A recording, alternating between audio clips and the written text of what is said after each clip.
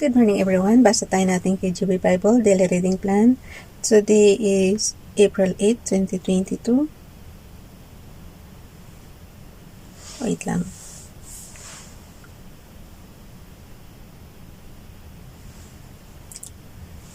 Day 158, Proverbs chapter 13 up to chapter 15. Basa. Mabilisan na guys. Pakisabayan nyo ako para pare-pareho tayo matuto dito ha. Proverbs chapter 13, A wise son heareth his father's instruction, but a scorner heareth not rebuke. A man shall eat good by the fruit of his mouth, but the soul of the transgressors shall eat violence.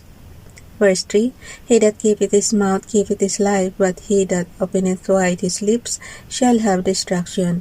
The soul of the sluggard desireth, and hath nothing, but the soul of the diligent shall be made fat. A righteous man hateth lying, but a wicked man is loathsome and committeth to shame. Righteousness keepeth him that is upright in the way, but wickedness overthroweth the sinner. Verse 7, There is that maketh himself rich, yet hath nothing. There is that maketh himself poor, yet hath great riches. The ransom of a man's life are his riches, but the poor heareth not rebuke. The light of the righteous rejoiceth, but the lamp of the wicked shall be put out. Only by pride cometh contention, but with a well-advised his wisdom. Wealth gotten by vanity shall be diminished, but he that gathereth by labor shall increase. Hope deferred maketh the heart sick, but when the desire cometh it as a tree of life. Whoso despiseth the word shall be destroyed, but he that feareth the commandment shall be rewarded. The law of the wise is a fountain of life, to depart from the snares of death. Good understanding giveth favor, but the way of transgressor is hard. Every prudent man dealeth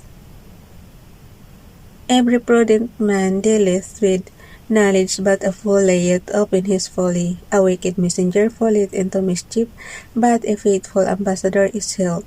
Poverty and shame shall be to him that refuseth instruction, but he that regardeth reproof shall be honored. The desire accomplished is sweet to the soul, but it is abomination to fools to depart from evil. He that walketh with wise men shall be wise, but a companion of fools shall be destroyed. Evil pursueth sinners, but to the righteous good shall be repaid. A good man leaveth an inheritance to his children, and the wealth of the sinner is laid up for the just. Much food is in the tillage of the poor, but there is that is destroyed for want of judgment. He that spareth his rod hateth his son, but he that loveth him chasteneth him betimes. The righteous eateth to the satisfying of his soul, but the belly of the wicked shall want. Proverbs chapter 14. Wait lang guys. Proverbs chapter 14. Every wise woman buildeth her house, but the foolish plucketh it down with her hands.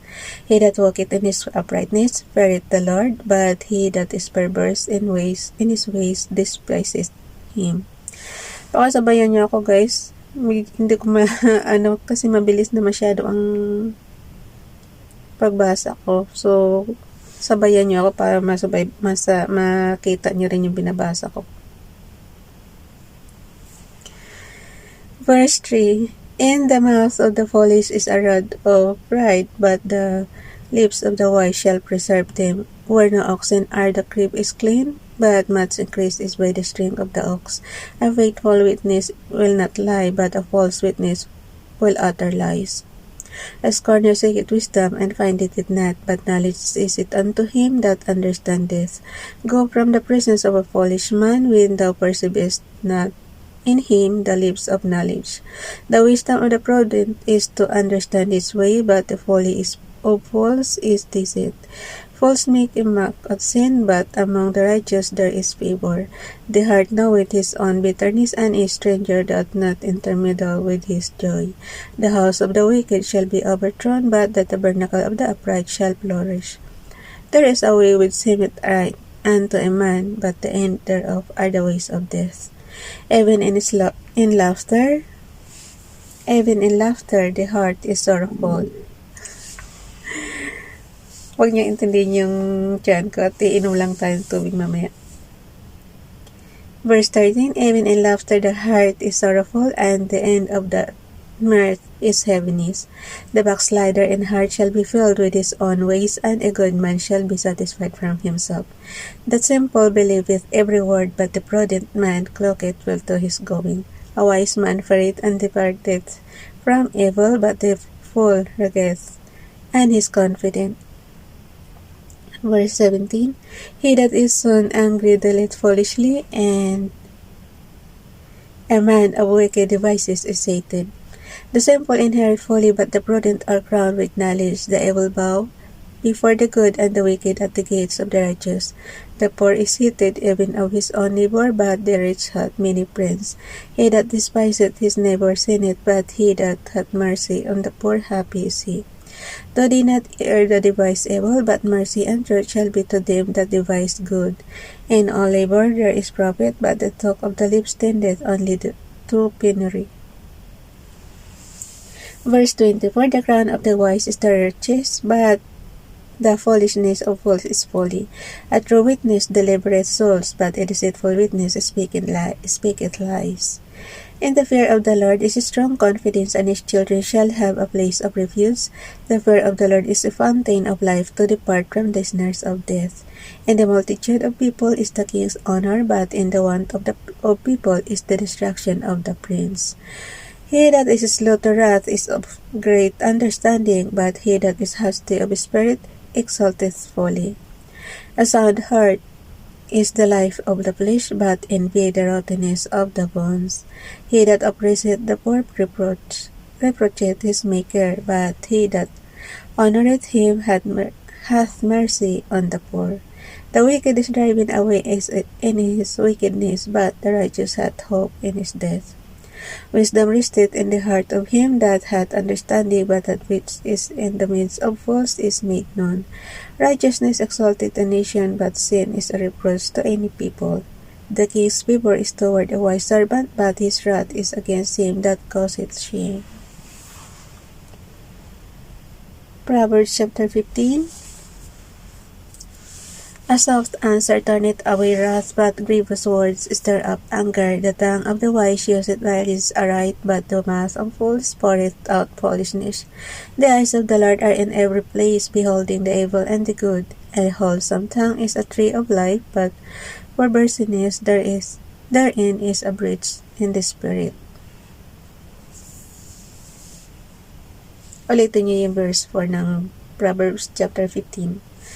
A wholesome tongue is a tree of life, but perverseness therein is a breach in the spirit. A fool despiseth his father's instruction, but he that regardeth reproof is prudent. In the house of the righteous is much treasure, but in the revenues of the wicked is trouble. The lips of the wise disperse knowledge, but the heart of the foolish doeth not so. The sacrifice of the wicked is an abomination to the Lord, but the prayer of the upright is his delight. The way of the wicked is an abomination unto the Lord, but he loveth him that followeth after righteousness. Correction is grievous unto him that forsaketh the way, and he that hateth reproof shall die. Hell and destruction are before the Lord, how much more than the hearts of the children of men? A scorner loveth not one that reproveth him, neither will he go unto the wise. A merry heart maketh a cheerful countenance, but by sorrow of the heart the spirit is broken. The heart of him that hath understanding seeketh knowledge, but the mouth of fools feedeth on foolishness. All the days of the afflicted are evil, but he that is of a merry heart hath a continual feast. Better is little with the fear of the Lord than great treasure and trouble therewith. Better is a dinner of herbs where love is than a stalled ox and hatred therewith. A wrathful man stirreth up strife, but he that is slow to anger appeaseth strife. The way of the slothful man is as and heads of thorns, but the way of the righteous is made plain. A wise son maketh a glad father, but a foolish man despiseth his mother. Folly is joy to him that is destitute of wisdom, but a man of understanding walketh uprightly. Without counsel purposes are disappointed, but in the multitude of counselors they are established. A man hath joy by the answer of his mouth, and a word spoken in due season, how good is it! The way of life is above to the wise, that he may depart from hell beneath. The Lord will destroy the house of the proud, but he will establish the border of the widow. Mahal naman talaga ni Lord yung mga widow. The thoughts of the wicked are an abomination to the Lord, but the words of the pure are pleasant words. He that is greedy of gain troubleth his own house, but he that hateth gifts shall live.